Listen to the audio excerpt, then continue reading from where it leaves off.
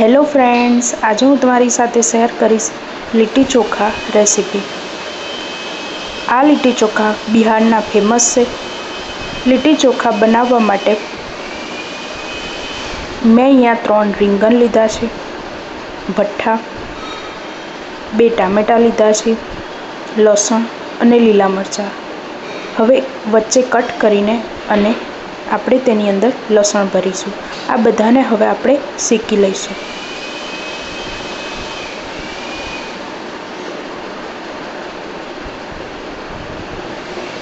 તે શેકાય ત્યાં સુધી આપણે લીટી માટે લોટ બાંધી લઈશું।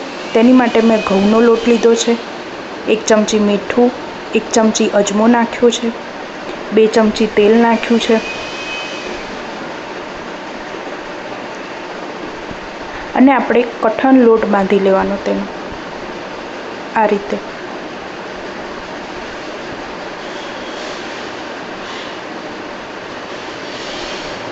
હવે આપણે લીટીમાં ભરવા માટે સત્તું બનાવી લઈશું। તેના માટે મેં 1 કપ ચણાનો લોટ લીધો છે અને અથાણાનું તેલ નાખ્યું છે 1 ચમચી।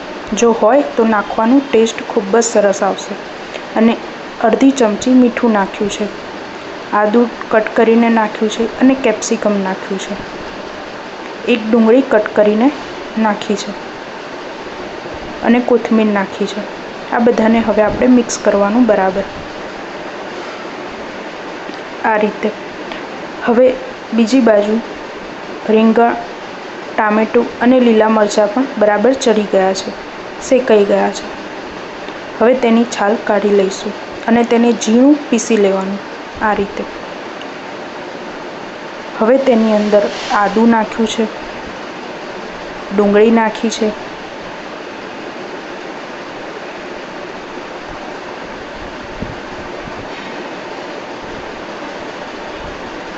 અને કોથમીર નાખી છે। તે બધાને હવે આપણે મિક્સ કરી લેવાનું। તેની અંદર તેલ નાખ્યું છે, 1 ચમચી મીઠું નાખ્યું છે, અડધી ચમચી લાલ મરચું પાવડર અને અડધી ચમચી ધાણા જીરું પાવડર નાખીને તેને મિક્સ કરી લેવાનું। લીટી માટે ચોખા તૈયાર છે, તેને બરાબર મિક્સ કરી લેવાનું।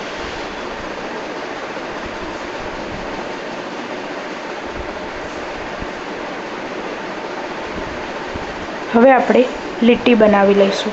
તેના માટે મેં અહીંયા એક લોહી લઈને તેને ગોળ ગોળ વાળીને વચ્ચે ખાડો કર્યો છે અને જે આપણે સત્તું તૈયાર કર્યું હતું તે 1 ચમચી તેની અંદર ભરવાનું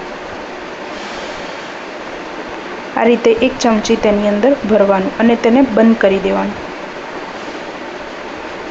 તેને બહુ જોરથી ફોલ્ડ નહીં કરવાનું, બહુ જોરથી દબાઈને નહીં ભરવાનું, ધીમેથી બંધ કરીને અને આ રીતે ગોળ ગોળ વાળી લેવાનું અને ચપ્પુથી તેની ઉપર શેપ આપ્યો છે।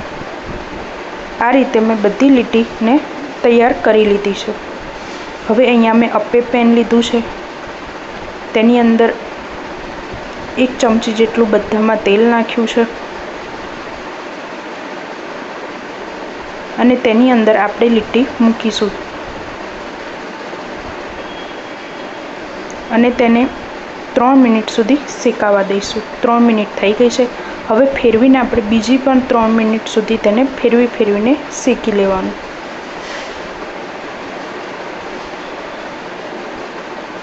તેની ઉપર થોડું તેલ નાખીને તેને ઢાંકીને 3 મિનિટ થવા દીધું, ધીમા ગેસે થવા દેવાનું। હવે લીટી પણ તૈયાર છે,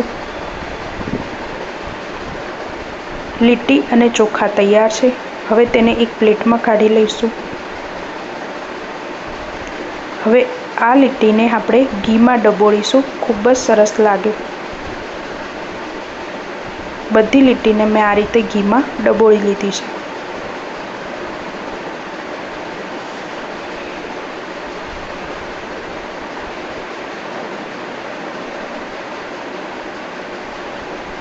તૈયાર છે લીટી ચોખા। એકવાર જરૂરથી ટ્રાય કરજો, ખૂબ જ સરસ લાગે છે। જો તમને મારી આજની રેસીપી ગમી હોય તો લાઈક, શેર અને સબસ્ક્રાઈબ જરૂર કરજો। Thanks for watching.